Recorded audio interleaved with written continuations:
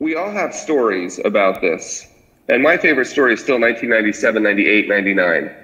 If you remember that market, right, we were pouring money into it at the top. If you remember the first quarter of 2000, for those of you who were in the business back then, you remember we were pouring money in at the top. And if you think we're crazy on the way up, you should see, right, how we behave on the way down. October of 2002, we were pulling as much money out as we could, and no prizes for guessing what month did we hit the market low in that cycle. October of 2002. So just at a time when Buffett says we should be fearful when everyone else is greedy, we're the opposite. Just human nature, right? We want to get more of what gives us security and pleasure. And then at a time when we should be greedy when everyone else is fearful, we do the opposite because of human nature, right? So the value of a real financial, and we just keep repeating this mistake over and over and over. So the value of a real financial advisor is to help stop that behavior. And the only way to stop it, by the way, if you're going to tell me, if you're going to tell me no to something, you've got to give me a bigger yes, right? And the only way to get us to stop this kind of behavior is to link it to something that I feel more strongly about, right?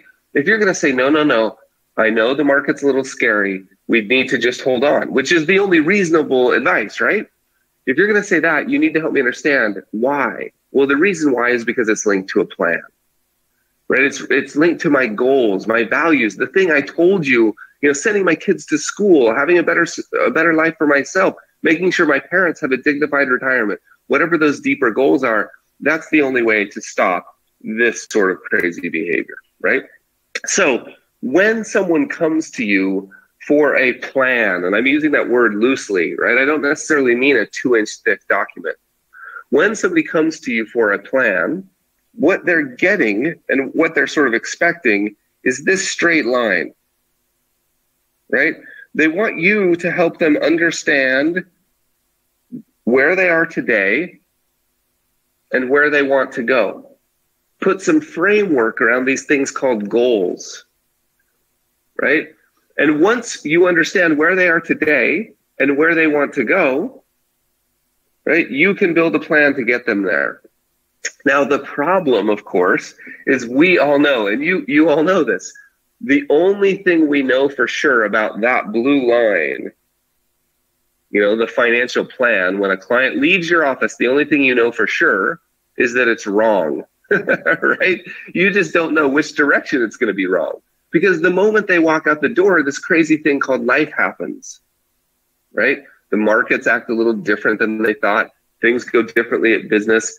Families change. Life happens. And so the value of a real financial planner is not the financial plan.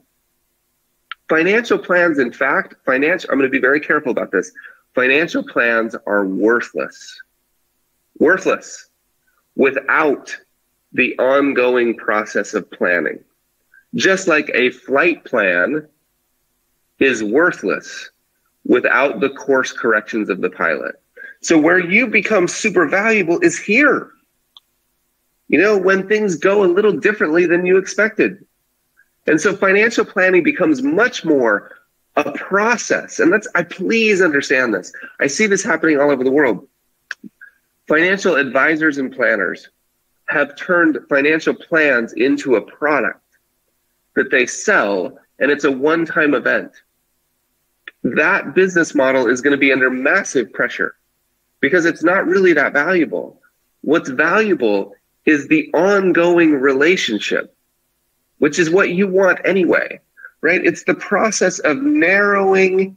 Sorry, I don't like to use red there. It's the process of helping somebody narrow in on their goal over what may be 20 to 40 years, right? It's this ongoing process that's valuable, right? Narrowing in the range of outcomes.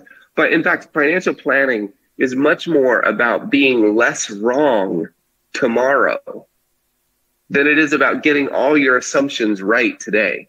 So just guess. Like, we know these are just guesses. I mean, make the best guess you can, but let go of this false sense of precision, that we have to know what somebody's power bills are going to be 17 and a half years from now, right?